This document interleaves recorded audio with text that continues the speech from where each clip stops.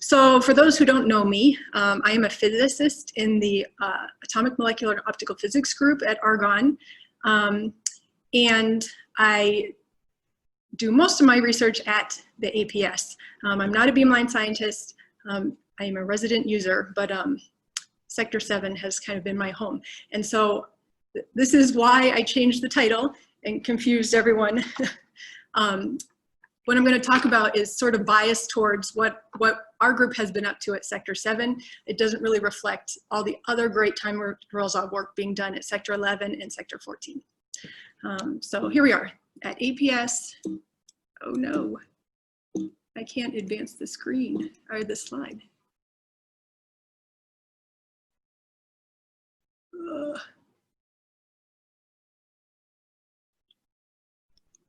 Oh, there we go.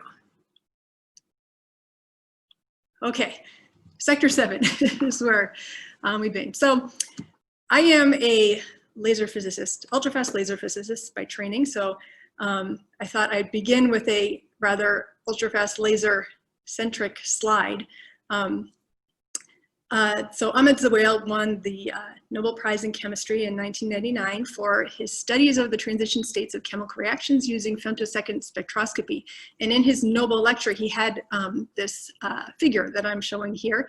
And it kind of just shows how over the span of many decades, researchers were able to figure out new ways to observe the dynamics of matter at an increasingly faster and faster timescales. And of course, femtochemistry, for which Zewail won the Nobel Prize, is particularly important because this enabled the observation of the making and breaking of chemical bonds.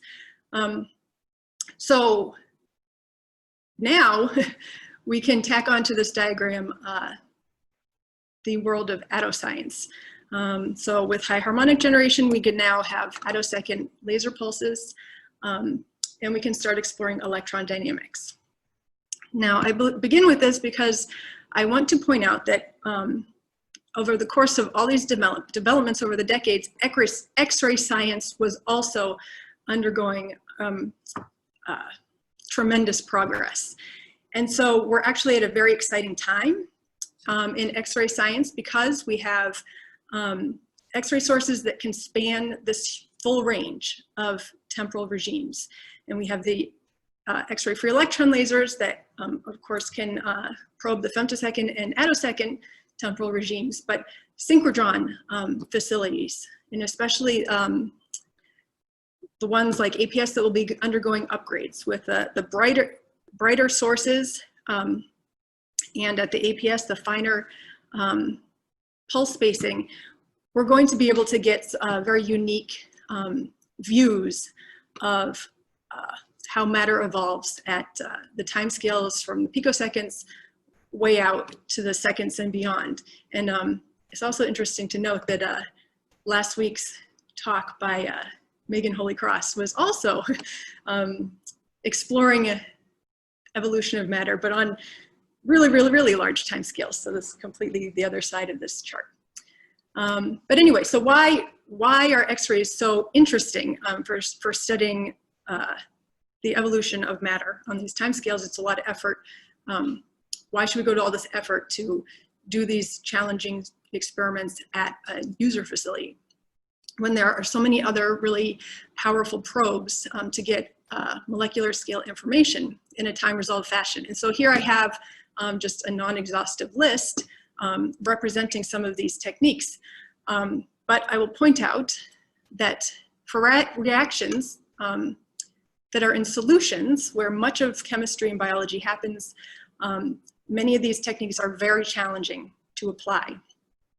And then the remaining techniques that can be used for liquid samples often suffer from broad overlapping features that can make interpretation of the measurements rather complicated.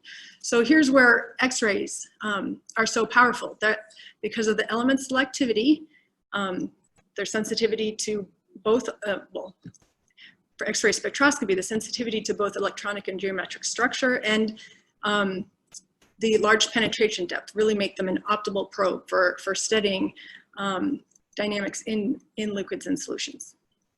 So our group has been focused in recent years very much on solution phase studies and kind of following along from the pioneering work that Lin Chen did on copper and nickel coordination complexes 2 decades ago. We too are exploring the reactivity of transition metal complexes, and they continue to be very intriguing and interesting just because by synthetic modification of the ligands, you can tweak with pretty good precision the electronic behavior of these systems. So you can get them to do various things for all sorts of applications. So, but they're also rather complex and challenging to understand with optical probes. And here I just have kind of examples of some systems that we've studied. We've looked at some iron photosensitizer molecules with a collaboration with George Vanko and Wojciech Gwelda, where we used emission spectroscopy to track spin state after excited with a laser, and then absorption spectroscopy to track the structural changes. Here, this is challenging because you have this coupled electronic spin and geometric degrees of freedom. And then also, in another project that's ongoing with Chris Ellison, James Blakemore at the University of Kansas, we're taking advantage of the synchrotron's ability to probe multiple timescales to understand what happens in the photodegradation of a particular manganese-based complex that would otherwise be a very valuable CO2 reduction catalyst. But here that we can, the dynamics really span the femtosecond to picosecond regime and then into the nanosecond and microsecond regime. And we can use the synchrotron X-rays to track all those. So this is my X-ray spectroscopy jargon slide. And I don't think for this audience I have to go into too much depth here. But we are working at Sector 7, and one of the reasons is that for a long time Sector 7 has had microfocus X-rays. And our group, when I joined a long time ago, showed that the microfocused X-rays could be a really great probe for a probe of laser-aligned molecules in the gas phase, which was very cool. But since that work, we've kind of found that the microprobe in combination with megahertz pump lasers go really well together. And so we have brought in some megahertz pump lasers at Sector 7, and this has allowed us to be able to do pump probe spectroscopy measurements using all of these different spectroscopic techniques on solution phase samples. So this is the structure for the rest of my talk. I want to just give a brief introduction to the pump probe measurement technique, then we'll have a break for questions. Then I want to kind of tell you about how we have managed to do the very flux demanding emission spectroscopy techniques in a pump probe fashion. And then I want to tell you at the end about a specific study that we've done on the ligand exchange reaction in this model iron complex. Okay, so part one, the pump probe measurement technique. So this is a valuable technique when you want to capture something in time, but your detector is too slow. And so it's just very analogous to stroboscopic flash photography. So this is a very famous photograph from Harold Edgerton at MIT, the bullet through the apple. The camera's shutter speed is just too slow to capture this moment in time. But he used a very short duration flash, about 300 nanoseconds long. And so he was able to just capture a snapshot of this moment in time. And the pump probe technique works the same way. So here you use a laser pulse to initiate, a reaction. This is equivalent to the firing of the gun here. You have the X-ray pulses that probe the sample at some moment in time after excitation, and this is equivalent to the camera flash. And then you have your X-ray detector to detect the, in our case, the fluorescence that's produced from the sample after X-ray absorption, and that's equivalent here to the camera sensor. So at sector 7, here's kind of what the main components are for the setup. So we have, our sample is in a fast flowing liquid jet, and we overlap the laser beam with the X-ray beam on the sample. We overlap them very precisely spatially and temporally.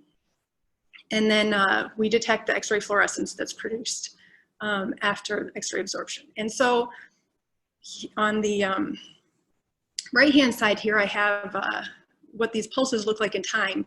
So the laser is about 10 picoseconds long. The X-ray pulse is about 80 picoseconds long.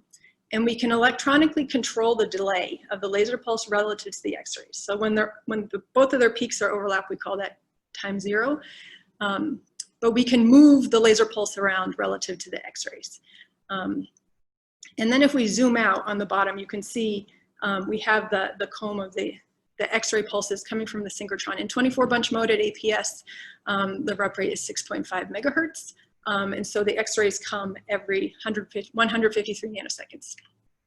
And our lasers are actually variable repetition rate, so we can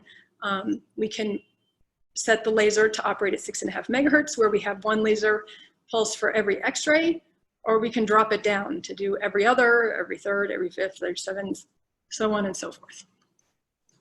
Okay, this is, so we have our pump and we have our probe pulse. When we do these measurements, and here I'm just going to detect like a total fluorescence yield measurement to collect, say, a Zane spectrum. We're actually measuring at least 2 spectra simultaneously. So I want to kind of, I'd made this movie and it took me a really long time, but so please appreciate it. It's not that great, but I hope this will make this clear. So here I have depicted in cartoon form the APS, and the little circles are the electron bunches, and they circulate the ring, and then we have an undulator at sector 7 that makes X-rays. And so over here we have our liquid jet, the sample. X-rays make X-ray fluorescence. We detect that with an avalanche photodiode detector. The signal then goes to a megahertz boxcar averager, which allows us to tally counts from separate X-ray pulses. So this is how there's the X-ray pulse coming. You have a laser that excites the sample, and the pulse goes into what's called laser on. And now there's an X-ray pulse that hits the sample when the laser excitation is gone. That is timed at 153 nanoseconds, and that's what we call laser off. So half the pulses here are probing laser excited sample at some time delay we've established. Here I have time 0. And then the other half are probing ground state spectrum. And so you do these simultaneously while you're scanning your X-ray energy to collect a Zane spectrum, for instance. Okay. All right, so what our measurements look like, I have an example from 2 different samples here. So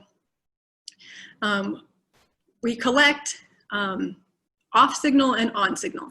And so the off signal is basically just the ground state of the system, and then the on is not the spectrum of photoinduced species or excited state. It's a mixture of ground state and some excited state, because you never fully excite 100% of the molecules in your probed region. So over here on the left, we have the molecule iron tris bipyridine. So you excite this with light.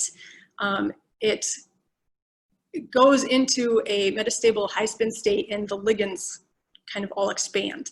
And this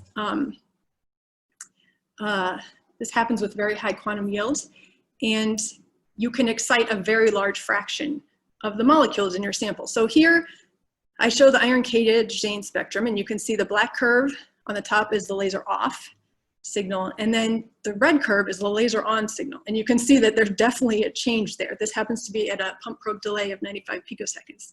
And below, I plot the difference signal, and this is what we normally analyze. This is just laser on minus laser off. And so here you can see the clear changes. This is just a reflection of the geometrical structure change and the spin change. And here we have a very large excitation fraction, about 40%. So iron BIPY is kind of not a characteristic case. Most samples have a very small excitation fraction. And so the sample on the left is ferrocyanide. And so here, when we excite this with light, what happens is one of the CN ligands comes off and is replaced with a water. And so here, I've plotted on the top both the laser on and the laser off spectra. It just looks like they overlap because the change is so small. But if we take the difference signal, which is plotted below, you can see we see structural changes. It's just the change is much, much smaller. So like in BIPY, your difference signal is about a 30% change. For ferrocyanide, we're looking at a 0.4% change. Okay, and so our excitation fraction here is about 2%, and this is just because this sample is susceptible to multi-photon absorption, so we have to keep the laser fluence very low, and the quantum yield for this process is low, about 0.1. So, okay, some technical considerations. When doing these measurements, you really need a uniform pumping and probing through the thickness of your sample. And it just so happens that the absorption cross sections for X-rays and optical light are pretty different from each other. And so the way that we do this is we choose a sample concentration that yields an optical depth of about 1. So this means that the laser pump absorption through the sample is about 90%. This concentration does produce a dilute sample for X-ray absorption, but you just deal with that. Then the second consideration is that to get that off spectrum, you need to refresh the sample volume between pump probe cycles. And so we do this using a fast flowing liquid jet and the small laser spot, which we can afford because we have a very small X-ray microprobe. So just in our typical conditions, our laser spot size will be 15 microns in diameter, and the X-ray spot is 3 microns in diameter. Our jet will flow at a speed of about 25 meters per second. And so this allows us to run at 1.3 megahertz pump probe rates while refreshing and being able to get that off signal as well. Okay, break for questions. That was the pump probe overview. That was great. There's a first question asking about what limitations there are in the solvent. Can you only do aqueous, or could you do other solvents?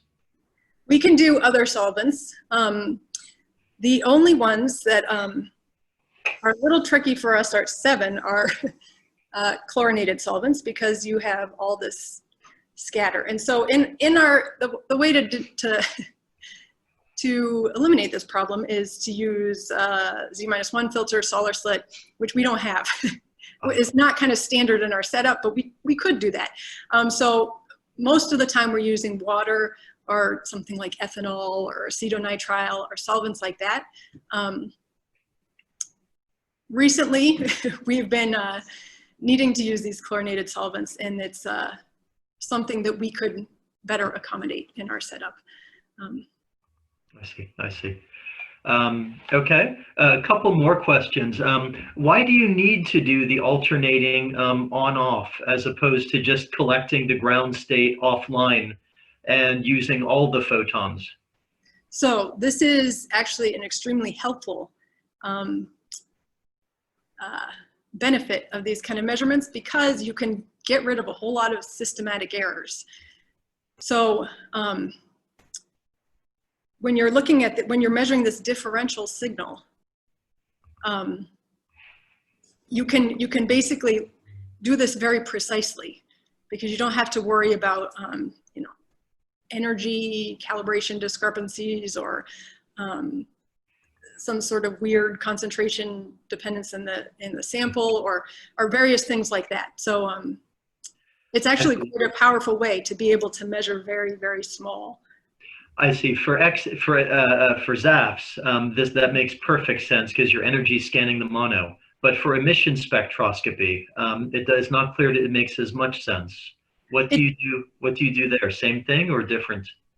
Yes. So if we're using this technique works when we're using a point detector. So when we're using a Johann spectrometer, we do the same exact method. When we are doing a von Hemo setup, we use the Pilatus. And so with the Pilatus, the 2D detector, you can't do this simultaneous acquisition. So instead, what we do is we gate the Pilatus so that it will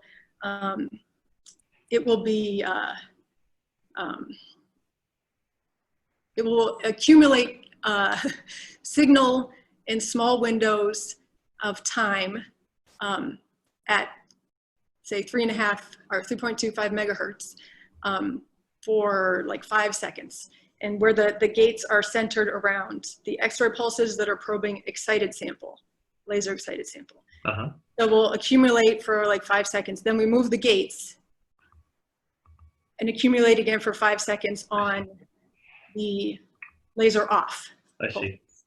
And so it's not quite as simultaneous as it is with a point detector, but it still works okay. Okay. A couple more sort of detector-related questions. So do you have an APD array, and can you tell us a little bit about the overall detector configuration?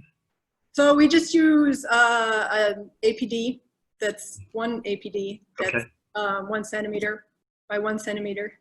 And we kind of just place it at like 90 degrees with respect to the jet at a distance that makes sense to produce a nice count rate given our sample concentration. Does, I've forgotten how fast the APD is compared to the X-ray pulse. Can it detect more than 1 photon per shot? Yes. So the APD's response time is on the order of nanoseconds. So you can, for each, because our X-rays are separated by 153 nanoseconds, you can isolate signal from each X-ray pulse. And we can operate the APD in either photon counting mode or analog mode or multi-pulse mode. And so when we have, I mean, sometimes our samples are like 1 millimolar concentration. Here we're in photon counting mode, and we just use a CFD to count the counts, and then a logic module that is used to just independently tally all the signal from our different X-ray pulses. When we have higher concentrations, then we can run the APD to detect multiple photons. And then so there we use a megahertz boxcar averager. Got it. And at present we're limited to 2 channels there, but that's kind of a detail. All right, very good. Let's see, the solar and Z-1 slit was answered that they don't have it right now, but they're hoping to have it. I'm just reading off one of the questions here. And there's, we'll get to the question of what's being probed in terms of ligand a little bit later, I'm sure. And there's a last question of how do you ensure that your sampling is uniform? So this, the sampling is uniform. I think you have to trust the solution. Yeah, so I mean, one of the considerations, this is, you want to make sure that you're pumping uniformly through the sample. So you don't want like all your laser light to get absorbed in the first part of the jet, and then you just have ground state in the last part of the jet, because the X-ray probe is going to be probing all the way through uniformly. So that's where we adjust the concentration so that you have laser light getting out of the sample. Mm-hmm. So you have pumped volume all the way through. I don't know if that answers the question, but. I think we should move on. Thank you. That was very good. All right. Okay. So now, you kind of get an idea of how we do total fluorescence yield measurements. What about the more flux demanding emission spectroscopy? So here, I just want to point out that emission spectroscopy is a very complementary to absorption spectroscopy. And it's very nice to have them both, but it's more challenging experimentally just because you need a wavelength dispersive spectrometer. And this typically reduces the solid angle that you can, of the fluorescence that you can detect, and your signals are small. So this is where the megahertz rep rate and using all the X-ray flux at the APS really helps. So here's kind of the experimental setup at 7ID. So we have the beam line. This is kind of a bird's eye view. So the KV mirrors for the microfocus, an ion chamber for ion detector. The little dot there's the liquid jet from above, and we use our APDs to collect the fluorescence for absorption spectroscopy. But we can just replace one of those fluorescence detectors with a Johann spectrometer. And so that's what we do. We have an analyzer crystal that looks like that there. And on the Rowland circle, and we can scan the crystal angle and the APD detector to collect energy resolved spectrum of the fluorescence. And so the Johann spectrometer is really helpful for doing HRFD measurements and also for tuning up spatial and temporal overlap for a pump probe measurement. But we can also do the von Hamos setup. And so here I show our 16 crystal von Hamos spectrometer that spectrally disperses the fluorescence onto the 2D detector, which is the Pilatus that we use. So here I'm showing some results. So that 16 crystal spectrometer is really nice for doing RIX measurements and also for collecting multiple emission lines. So here I'm showing the complete iron 1s emission spectrum for the iron complex, iron terpy, including the very, very weak balanced to core region. So here we have the K alpha lines that are the strongest. You have ground state, and then the laser excited state, and then the green is the difference between the two. You have mainline K beta, again, on and off and difference. And then the inset shows a blow up of the valence to core region. And so we could see a different signal in that region. So the K alpha and the K beta lines here, this complex is very similar to iron BP. Here you're inducing this high spin metastable state, and the ligands all kind of go like this. The K alpha and the K beta here the changes are reflecting that change in spin at the iron center. And then the valence to core changes are also understood, and you can consult this paper down here if you'd like more information. Maybe George will talk about this later in this series, I don't know. But this was really cool that we could get the full spectrum all at once. And this was using monobeam in the D hutch, and the only caveat was that this is a sample that's very easy to excite a very high fraction, like iron BP, and to get the valence to core, it took 19 hours of collection time. So for most samples where your excitation fraction is small, this is not going to work. So we had to come up with something different. So we realized that for non-resonant emission spectroscopy, you don't need monochromatic beam.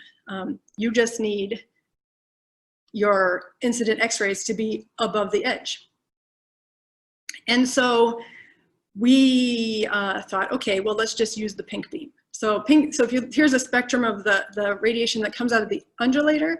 The pink beam is the lowest harmonic, and it is much broader bandwidth than monobeam, and this simply gives us more X-ray photons to probe our sample. Roughly a little bit more than 500 times more X-ray photons. So we decided to try this. But so using megahertz pink beam X-rays is a lot of power.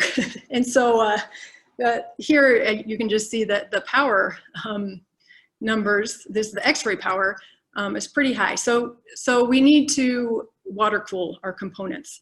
And so we built this. So we had a water-cooled harmonic rejection mirror to get rid of the high harmonics, and we needed to microfocus the X-rays, and water-cooled KB mirrors were far too expensive and complex, so instead we used water-cooled beryllium lenses, shown here. And so we couldn't do this in the D hutch where we normally operate because it's not a white beam compatible hutch, so we had to move everything upstream, build the beam line, and we had to move our laser and the spectrometers and set everything up, and it was a ton of work. And shown here is the B hutch, and with Ming Feng too, who's a grad student who really worked very hard and made this all work really nicely. So here's Ming Feng's simulation of what our X-ray spot should look like, and then here's what the measured X-ray spot looks like. And so this was pretty cool. Here the focused, the size is limited by the chromaticity of the, from the lenses are chromatic, and you have a broad bandwidth. And then it's elliptical because this reflects the source size. And so after the APS upgrade, this will be round, which will be just kind of nice. Anyway, so pink beam measurements. Here I have again iron bippy and ferrocyanide. So iron bippy, now the measurements that took 19 hours, we get pretty good statistics in 1 minute. So that's a pretty dramatic change, and that was very cool. And so then I show here, so for our more challenging sample, where we have only 2% excitation fraction, we can get very nice signal to noise. And that is still work in progress that will hopefully be published later this year. Okay, break for questions. All right, very good. Yang Ha, I think you had a question? Yeah, so I just wonder, like, no matter XAS or XES, you're measuring the iron bippy on the left-hand side and the iron cyanide on the right-hand side. So are you actually probing the ligand exchange reaction alone? This will become more clear in the next section. Okay, so maybe I throw the question here. So it seems the difference in the different spectrum, the intensity of the iron ferrocyanide is much lower than the iron bippy. So has that to do with the strong bond between the iron and cyanide? So no, so the intensity of the difference signal here is basically reflective of the fact that we can excite a lot more of the molecules in the bippy sample than we can in the ferrocyanide sample. So it's more like a quantum yield thing. Yes, so the quantum yield for bippy to go into that metastable high spin state is nearly 1. Okay. Also, iron bippy is extremely robust. So you can hit it with tons of laser photons and it won't undergo multi-photon processes. Like the signal will still be dominated by single photon absorption events. And it just doesn't damage. And whereas ferrocyanide, we have to greatly reduce the laser fluence because it's very susceptible to 2 photon absorption events. And then that you have other species contaminating the signal. So we have to reduce the laser fluence, and then the quantum yield for that ligand exchange reaction is something like 0.1.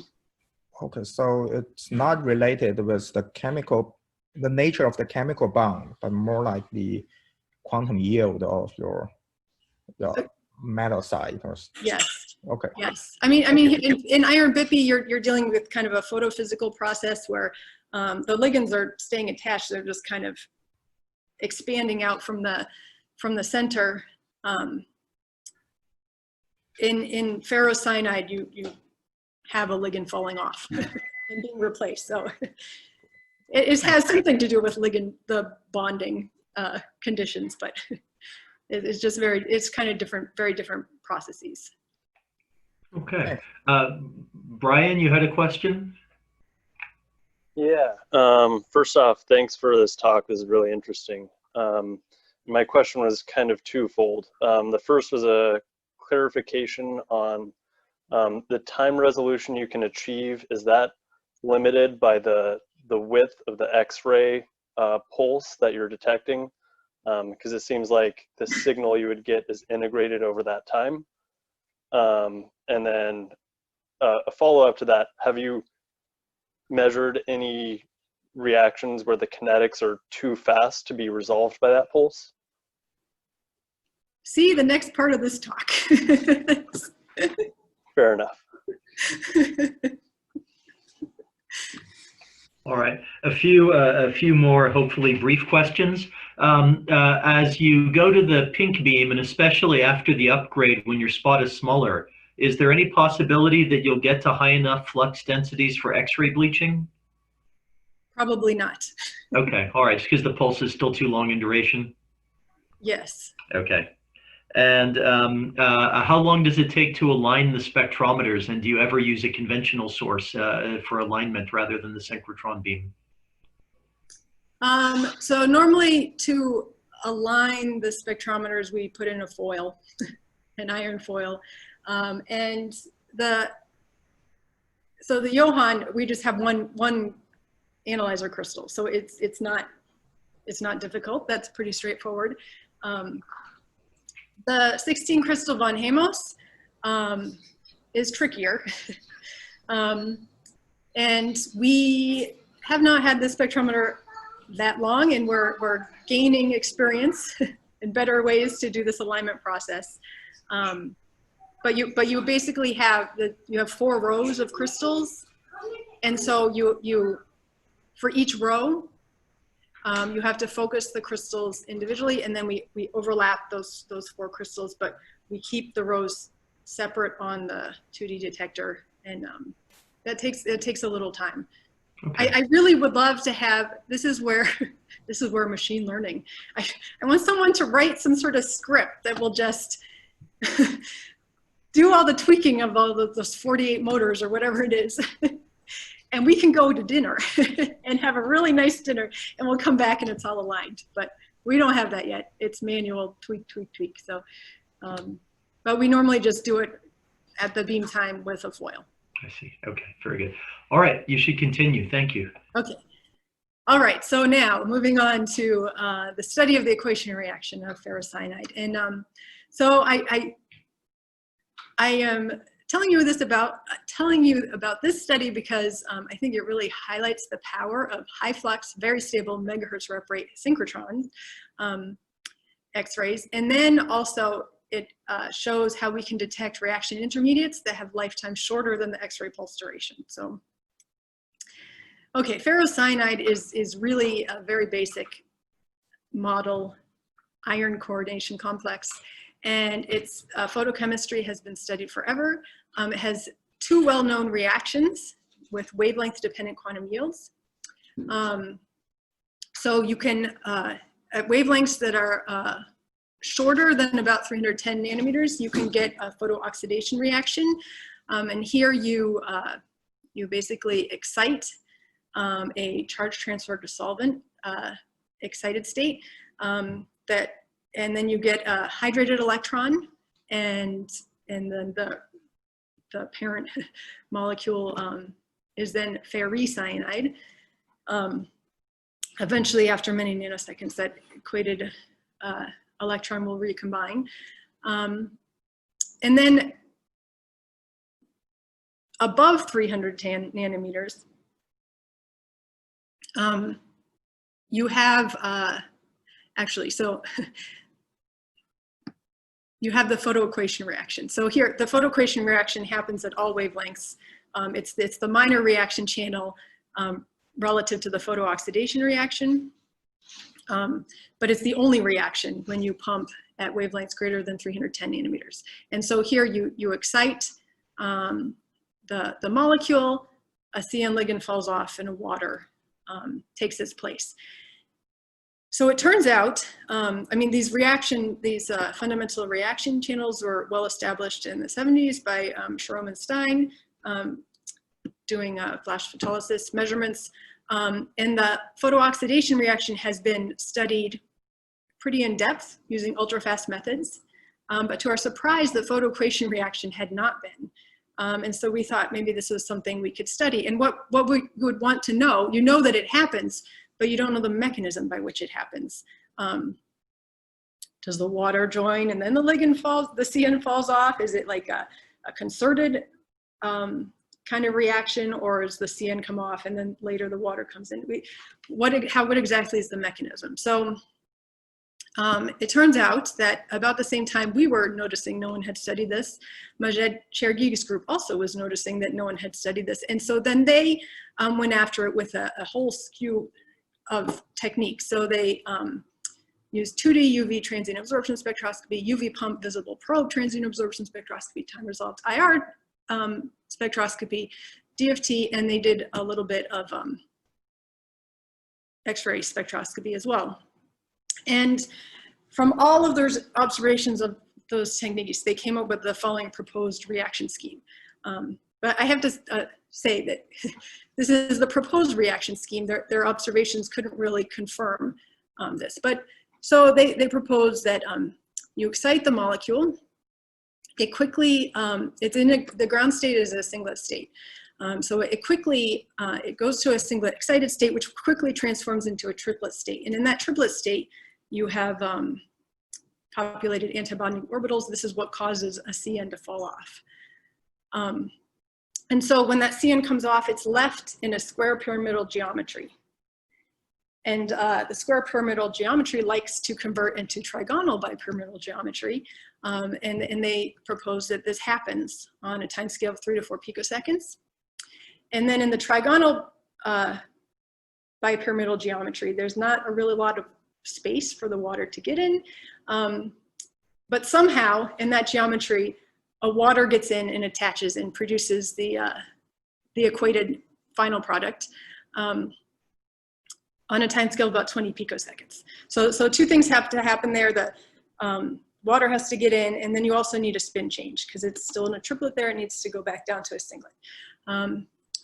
So can we capture this short-lived pentacoordinated species at the APS, even though our X-rays are 80 picoseconds long? So here are our initial measurements where we just were focusing on capturing the spectrum of the equated product. So here I show the black curve is the ground state spectrum of ferrocyanide. And here the red curve is not the laser on spectrum. The laser on spectrum is actually the spectrum of the equated species. And so if you look below, I have the different signal, laser on minus laser off, for two different time delays. The two different signals match exactly. So you can see this is a long-lived species. It lives longer than 2 microseconds, which was at the time the limit of our temporal probing range. The signal is very small here, but the spectral features were consistent with what we would expect. We did so if you have the different signal, if you know the excitation fraction, you can then reconstruct what the spectrum of that photoproduct is. And so we did this. We determined the excitation fraction to be 1.3%.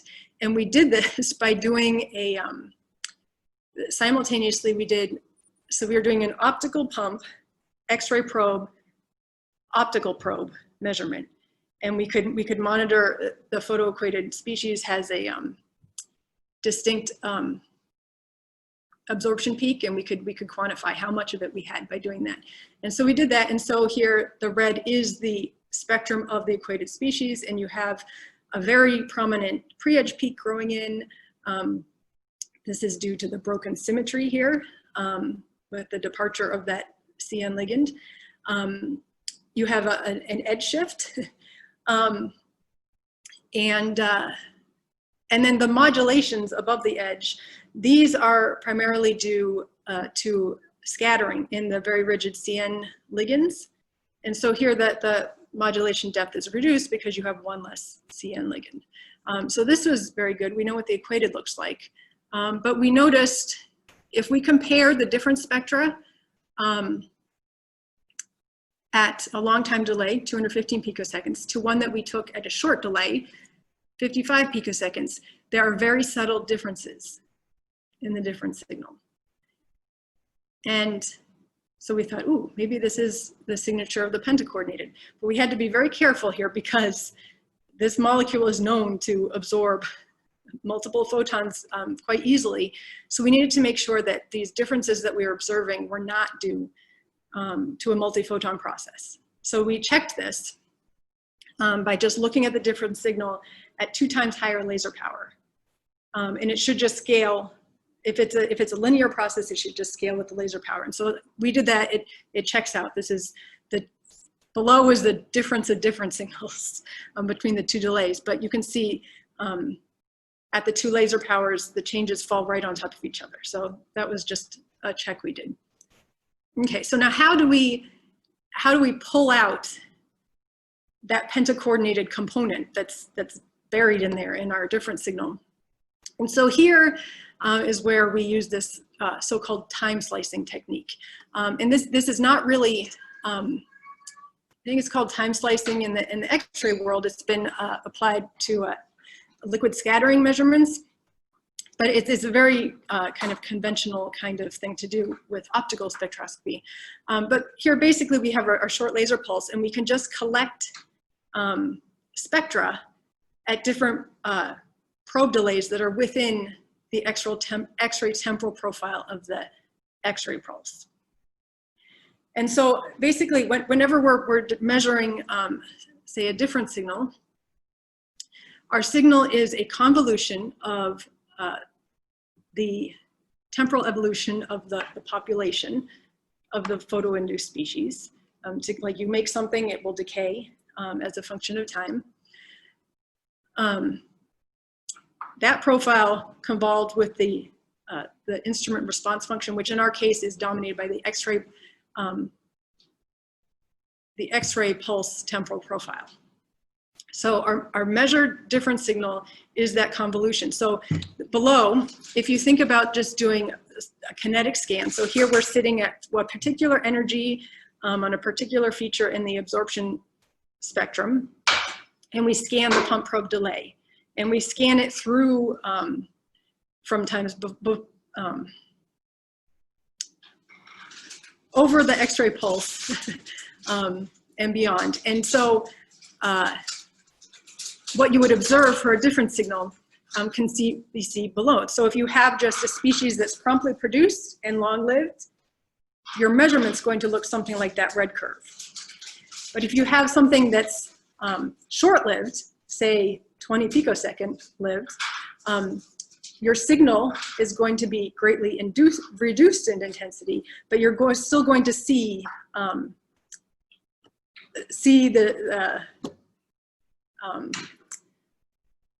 the presence of that species in this kinetic scan. So here's a promptly produced species that decays at 20 picoseconds. So with the 80 picosecond pulses, you still see something. So, so we decided to try to get this species. So what we did is we did kinetic scans at we did a set of kinetic scans at a set of strategically selected energy points along the absorption spectrum, where you have different sensitivities to the 2 species that are making up our signal, the equated final product and this presumed pentacoordinated species. And we could fit these. We could do a fit. Hey, Gilles, can you get my charger? Sorry. So we could, we do a global fit of this. And so we take for this measurement is a convolution of the population time dependence, and we made a kinetic model for that. We have an excited state, which then turns into this pentacoordinated, which then turns into the equated with these two time constants. And then for our instrument response function, we just had the X-ray temporal profile, which we modeled as two Gaussians, because that synchrotron X-rays have a slightly skewed shape. So we did this fit, and we found that we have this pentacoordinated component grows in very fast. Our fit yielded 1 picosecond, but we don't have quite that precision with our measurement, so it's fast. But then we could find that this pentacoordinated component decays with a time constant of 19 plus or minus 5 picoseconds. So that was cool. We could determine the lifetime of this species, but then we want to get the spectrum of it. So here we took a set of Zane's spectra at different time delays. And so here I show the different time delays and the difference signal that we observe. And so we did SVD analysis on these different spectra, and it told us there are two components comprising these different spectra. And here we had the advantage that we know what the equated spectrum looks like, because we just measure that at longer time delay. And so that could provide a constraint for the SVD analysis. And this gives us the spectral shape for the pentacoordinated difference signal. And so already that's pretty good. The blue and the pink lines here are the contributions from our equated species and the pentacoordinated species. But again, you really want to get the spectrum. And so here you need to know the excitation fraction. So basically we used our kinetic model from the fits, the global fit of the kinetic scans. And based on our optical probe measurements, we know the excitation fraction of equated, and we could work back to get the excitation fraction for the pentacoordinated. And so we could reconstruct our species involved. So you have there the ground state species, the equated species, and the pentacoordinated species. And so just to wrap up quickly, Neri Govind and Amity Anderson and Dan Nascimento did some simulations for us. They modeled the pre-edge peaks for us, and we had really good agreement. So here I have on the top FeII cyanide, just showing that that's not contributing to our signal, and also that we can measure that and get very good agreement with their theory. The next one down is ground state ferrocyanide. You can see our measured pre-edge peak matches very well with the calculated. Below we have the pentacoordinated species in the two geometries, square pyramidal and trigonal bipyramidal. We can't really distinguish between those two, but you can see that it's, we likely have a mixture of these, and it's an agreement, and then the equated is at the bottom. So this matched very nicely, and then they did some QMMM simulations to understand what's happening here. And so basically they found that when you start in this triplet excited state, it takes about 1.3 picoseconds for the CN ligand to leave. That's, you could say, consistent with our observations. And then the next step is that once that CN has left, then the molecule actually flip-flops back and forth between the square pyramidal geometry and the trigonal bipyramidal geometry. And the time scale which it does it is about the 3 to 4 picosecond time scale. So what happens is you lose the CN ligand, you have square pyramidal, then you have the pentacoordinated geometry flip-flopping back and forth. You can only have aquation when it is in the square pyramidal geometry, because that's when there's enough space for the water to get in. And then the energy levels have to be disrupted enough so that it converts to a singlet state for the water to stick. And so they did some analysis of the Q5 Steinhard order parameter. So this just kind of gives you a sense of like how much of the time it's in this trigonal bipyramidal state and how much is in square pyramidal. And you could see here that what happens is it spends most of its time in trigonal bipyramidal, but roughly every 3 to 4 picoseconds, it'll have little windows of time where it's in that square pyramidal geometry, and aquation can occur. But basically, this explains why it takes so long here for the equated product to form. So this was quite interesting. So I just want to acknowledge that all the people that have been involved in this work, the AMO physics group here, I've listed all the experimentalists here.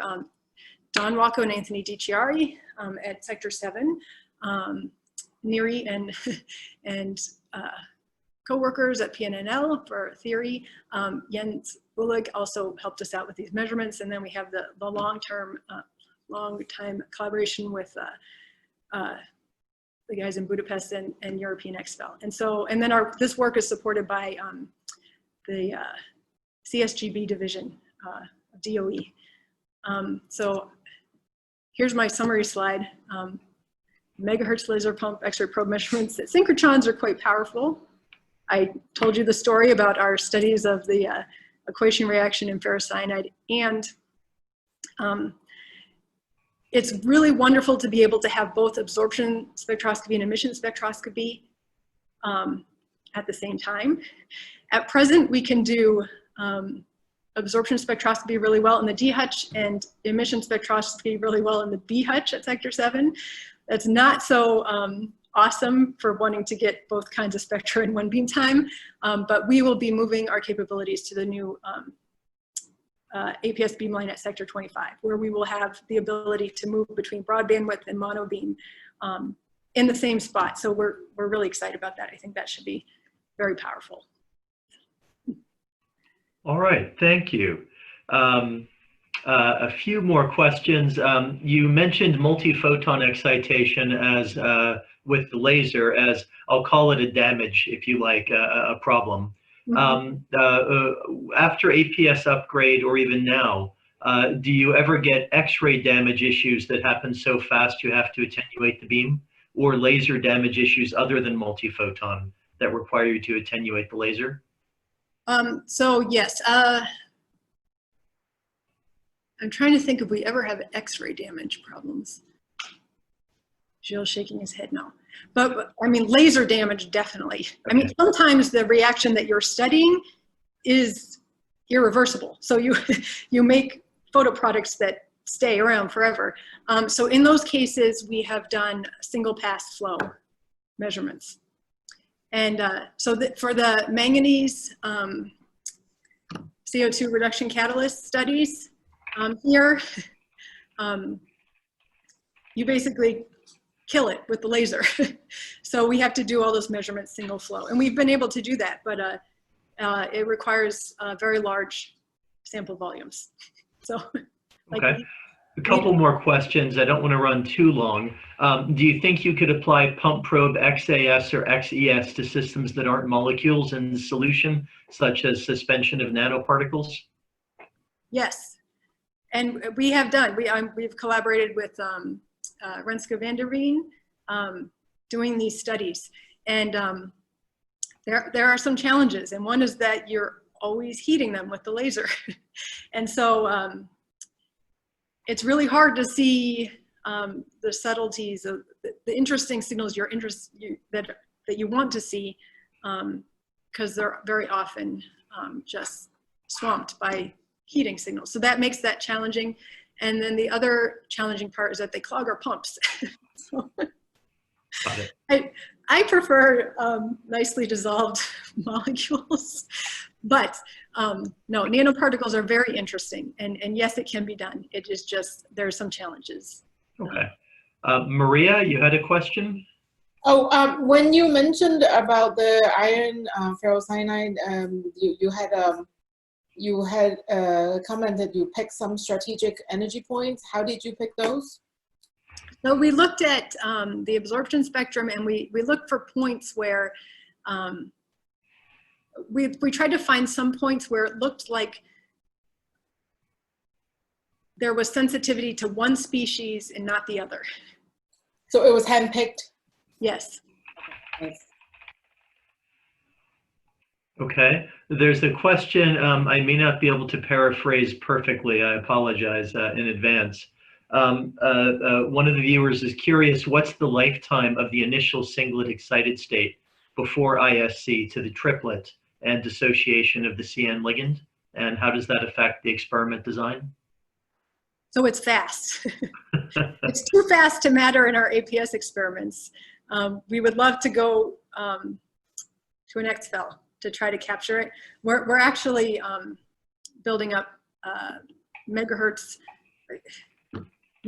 optical transient absorption capabilities, where we will be able to have rather short optical pulses, where we hope to do some initial studies probing those very fast timescales. But Majed-Cheryi's group